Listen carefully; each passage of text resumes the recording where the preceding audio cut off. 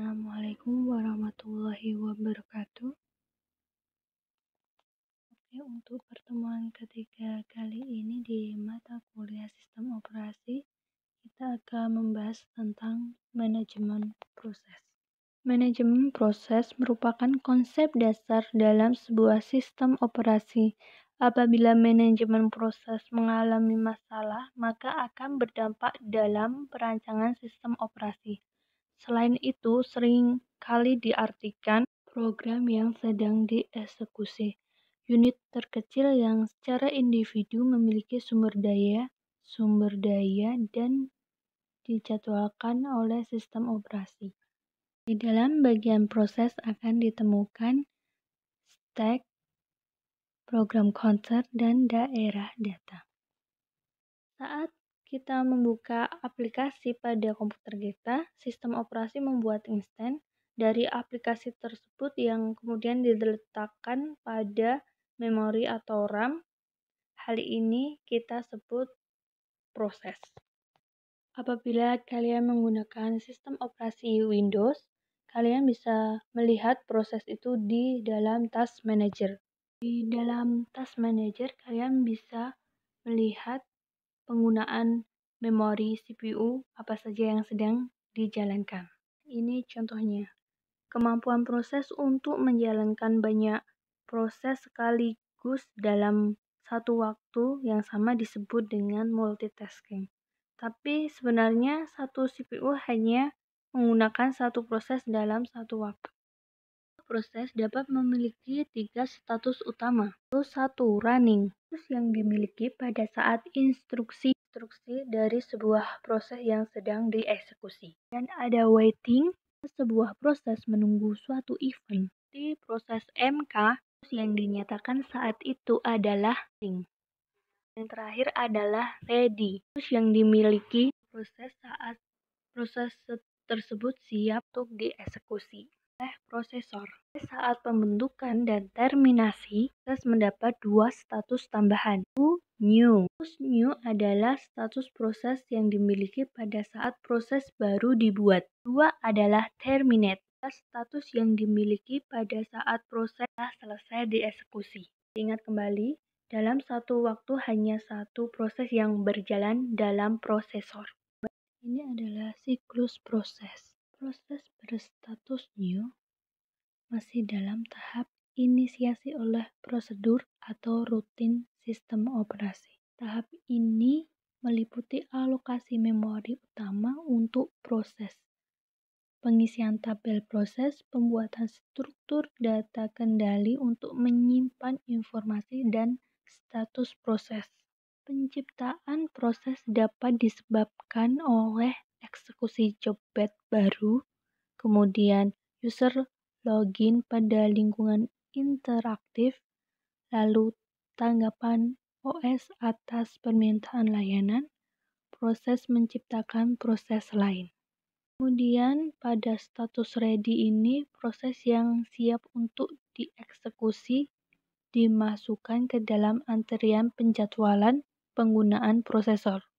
Berkala ataupun dalam kondisi tertentu, sistem operasi akan melakukan penjadwalan prosesor, yaitu menghentikan eksekusi proses yang lagi berjalan, memilih salah satu proses yang berada dalam antrian ready, dan mengeksekusinya.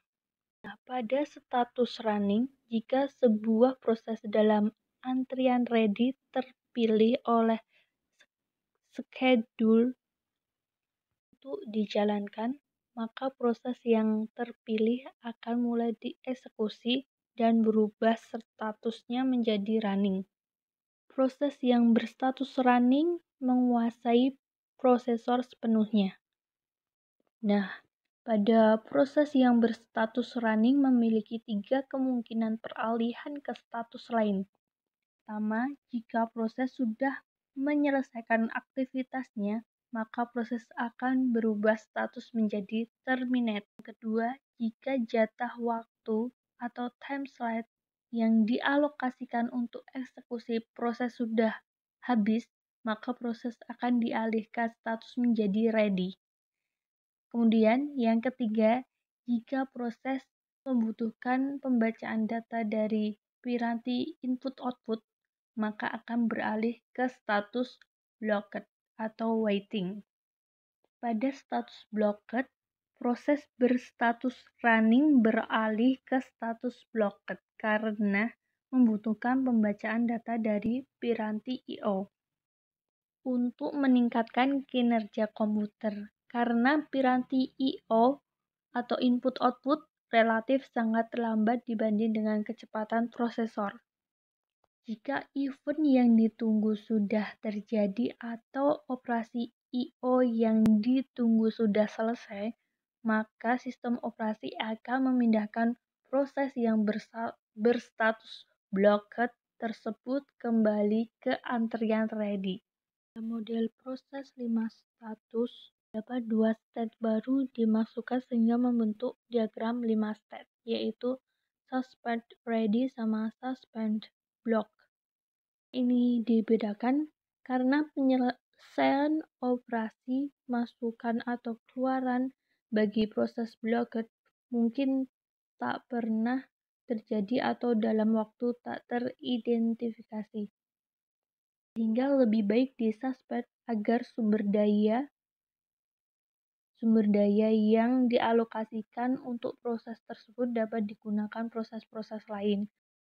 Dalam melakukan pengelolaan alokasi sumber daya untuk proses-proses, sistem operasi membentuk dan memelihara struktur data yang menyimpan berbagai sumber daya yang ada.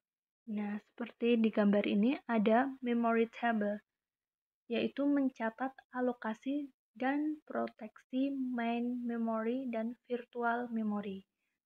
Kemudian I/O table, mencatat status piranti I/O dan saluran atau channel sistem komputer.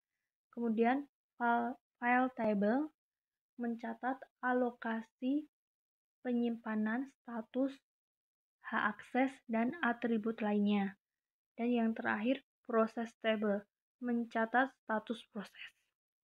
Image process adalah keseluruhan ruang memori virtual yang dialokasikan untuk suatu proses. Di mana image process terdiri atas elemen PCB, proses control block, kemudian user program, lalu user data, sistem stack. PCB sendiri berfungsi untuk menyimpan atribut dari proses, dibutuhkan OS untuk mengontrol proses. Kemudian user program untuk menyimpan kode program yang dieksekusi. Lalu user data menyimpan data program, data yang termodifikasi. Kemudian sistem stack menyimpan parameter dari prosedur atau sistem call. Di samping ini adalah diagram PCB. Sendiri berisi deskripsi atribut dari proses, di mana informasi dalam suatu PCB dapat dikategorikan, yaitu informasi identitas proses, di mana ada ID proses, ID parent, ID pemakai, kemudian informasi status CPU proses, itu ada isi PC dan register, kemudian informasi pengontrolan proses, mana ada status proses, prioritas penjadwalan, penggunaan sumber daya seperti memori, input-output, CPU time, file, dan lain-lain. Sekian pertemuan dari saya. Jika ada yang ingin ditanyakan bisa kita bahas di forum. Untuk lebih lengkapnya pelajari di file PDF.